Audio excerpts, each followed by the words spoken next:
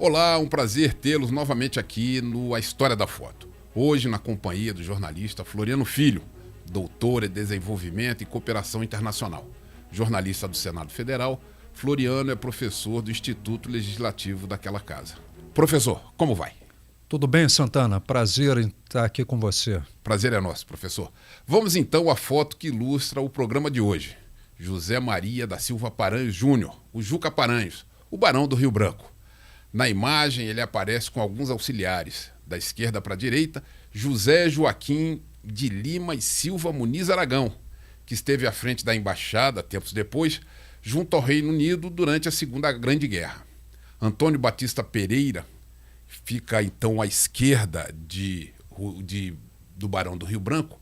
É gaúcho, deixou a diplomacia depois de contrair núpcias, depois de casar com a filha de Rui Barbosa.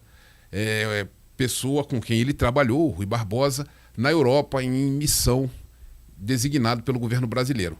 E na ponta de óculos, então, nós temos Arthur Guimarães de Araújo Jorge, auxiliar direto de Rio Branco, alagoano de Mata Grande. Arthur foi embaixador em Portugal. Professor, quais foram as condicionantes para o sucesso do Barão de Rio Branco à frente da diplomacia brasileira? Bom, Santana, mais uma vez, muito obrigado aqui pelo convite. Sempre uma satisfação revê-lo e participar desse programa importante aqui para a TV brasileira, né? Porque a história, ela sempre tem que estar presente entre nós, porque assim a gente não repete os mesmos erros do passado, né? E tenta acertar no futuro. As condicionantes, eu diria que talvez a principal condicionante, e aí desde já a gente adianta e não precisaria nem adiantar isso, mas saber que o Barão do Rio Branco figura aí entre os brasileiros mais ilustres de todos os tempos, mais brilhantes de todos os tempos da história nacional. Talvez a variante mais importante tenha sido a dele ter subido no ombro de gigantes. E talvez o principal gigante que tenha emprestado os ombros para ele subir foi o pai, o Visconde do Rio Branco, que foi o ministro mais longevo do Império e que ensinou ao Rio Branco, desde criança, uma série de habilidades que ele soube aproveitar, não é? Sem entrar, por enquanto, nas questões pessoais, que aí já é outra história, polêmicas de casamento ou de não casamento, questões pessoais, mas falando na questão da política, não só da política externa, mas também da política doméstica, considerando que ele foi político, ambos, né? O Visconde e o Barão, pai e filho, jornalistas, né, e diplomatas, ele conseguiu amalgamar e potencializar o que o pai tinha construído ao longo do Império. Ele conseguiu fazer essa ponte do Império para a República, né? Foi um personagem importante tanto no Império quanto na República. Eu me lembro que era uma observação que se aprendia bastante cedo. Não se consegue passar de um sistema de governo para o outro sem ter elementos do sistema anterior. Então a República não viveria, a República não conseguiria prosperar se não se utilizasse também de figuras do Império, de figuras de um sistema de governo que se encerrava. Professor, qual a relação entre a política e a formação de Rio Branco? O Rio Branco foi deputado por Mato Grosso, né? O pai havia sido primeiro-ministro, o Visconde. Então, portanto, você tem aí uma relação óbvia, mas que não fica só no campo da política partidária institucionalizada em um congresso, em uma assembleia. Ela vai além, que é justamente entender a importância da comunicação e da relação com o jornalismo para usar como caixa de ressonância não só das suas ideias, mas também dos seus projetos. E o Barão soube utilizar muito bem essas ferramentas para continuar exercendo essa relação e fazendo essa ponte entre a política exterior e a política doméstica, que é um mito que se criou de que ele, quando ingressou na carreira diplomática, ele passou a lidar somente com a política externa. Isso fica claro também no livro, nessa biografia que foi escrita mais recentemente, do Luiz Cláudio, né? Villafañe. Que diplomata também, né? Diplomata, embaixador, foi ou é embaixador na Nicarágua, não é? E que que escreveu essa biografia já depois praticamente 50 anos da biografia anterior, né? Se eu não me engano, do Luiz Viana, né? Então você tem esse interregno, por incrível que pareça, né? E aliás, numa entrevista, tem vários materiais no YouTube sobre o Barão, né? Inclusive um trabalho muito interessante do Fernando Henrique Cardoso, tratando especificamente da vida do Barão, muito bem feito. Material da TV Cultura também, muito bem feito. Mas um dos mitos que o Luiz Cláudio desmistifica é justamente esse de que o Barão teria só se dedicado à política externa, esquecendo da política doméstica. Professor, a gente aprende que o Mapa do Brasil é um trabalho, o atual Mapa do Brasil é um trabalho de Rio Branco, né? Não Partes dele é determinado pelo trabalho de Rio Branco. Quais a gente pode elencar como as grandes vitórias de Rio Branco? Olha, talvez as duas maiores e mais interessantes também, e até tem um lado aí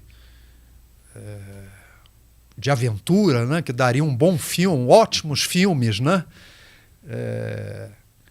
Foram ali as disputas com a arbitragem internacional, né?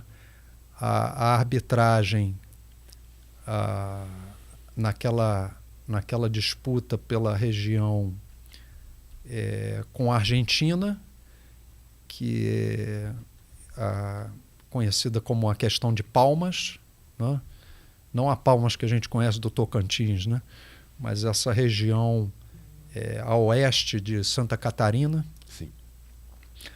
E que a Argentina, se o Barão não tivesse ganho essa disputa, mais da metade ou quase metade de Santa Catarina teria ficado nas mãos dos argentinos, e a decisão foi do árbitro, que era o presidente dos Estados Unidos na época, né, o Cleveland.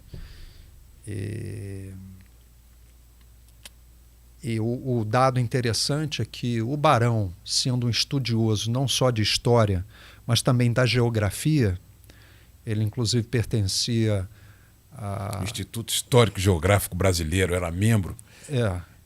Então ele foi e tinha a vantagem também dele ter morado e trabalhado muito tempo no exterior, em Paris, em Liverpool, foi cônsul mais de 10 anos em Liverpool. Ele tinha, e sempre uma pessoa brilhante, né, estudiosa e trabalhadora, ele foi buscar mapas, ajuda em informações concretas. Isso é muito atual, né? Porque hoje em dia a gente vê aí uma quantidade de gente querendo dar opinião em tudo e esquece dos fatos e dados. o que aconteceu e quais são os dados concretos para corroborar e confirmar o que você está dizendo. Onde é que estão? E ele foi lá e apresentou. Apresentou. Não foi fácil, porque ele teve que buscar alguns mapas até já perdidos, né? Então, para não me alongar muito, essa história é maravilhosa. E até ressalvando que aqui, Santana, hoje, nós somos já amigos de longa data, aqui hoje eu estou como um mero curioso. Não sou de maneira... Isso não é verdade, isso não é verdade. Não quero me arrogar aqui, depois, senão amanhã ou depois vão me chamar de farsante. Tá vendo? Professor... Mas olha, para terminar de responder a sua pergunta, porque eu falei em um evento. O outro evento foi ali o Amapá, que também foi arbitragem internacional, desta vez por um suíço. E, de novo, ele foi buscar mapas e dados objetivos para recuperar a boa, que era a disputa, e aí é que vem o grande viés dessa história, a disputa era contra a França. Naquela altura, que os grandes domínios coloniais eram tidos por parte da Inglaterra e da França, uma coisa era você disputar com a Argentina, e ganhamos da Argentina. Outra coisa era você disputar com os franceses. Os então donos do mundo, né? Os dois que disputavam, né? Os ingleses e os franceses. E você disputar com os franceses. E, novamente, ele ganhou. Por aí você veja por que ele também foi recebido aqui no Brasil, quando retornou, da forma que foi, como herói nacional, né? E essas vitórias, o que elas significaram para a relação do Brasil com os vizinhos? Olha, para a Argentina em si, eu acho que não foi muito satisfatória, né? Então, acho que a gente tem que separar aqui os vizinhos, né? Porque, veja bem, nós temos 10 vizinhos, então nem todos pensam do mesmo jeito, então vamos separar o joio do trigo. Para os argentinos, obviamente, eles perderam a disputa, você imagina que eles não ficaram satisfeitos, né? Agora, por exemplo, na negociação, e aí eu não digo nem disputa, né? Porque, quer dizer, uma revolta interna dos trabalhadores, sobretudo dos migrantes do Nordeste, que estavam na região do Acre, né? Explorando a borracha. E aí se transformou numa crise diplomática quando a Bolívia chama uma corporação dos Estados Unidos, e aí criou-se aquela rebelião. Isso gera a disputa diplomática. E aí ele vai negociar com a Bolívia, né? E acerta com a Bolívia, só que havia uma questão da Bolívia com o Peru, e ele arrisca alto nessa negociação com a Bolívia, sem saber ainda como o Peru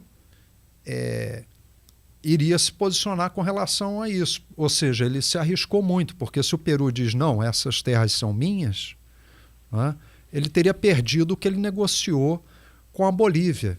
E o Villafañe faz essa outra desmistificação também, de que a compra do Acre teria sido só com base no dinheiro. Não, foi uma permuta, né? Envolveu uma permuta também de terras.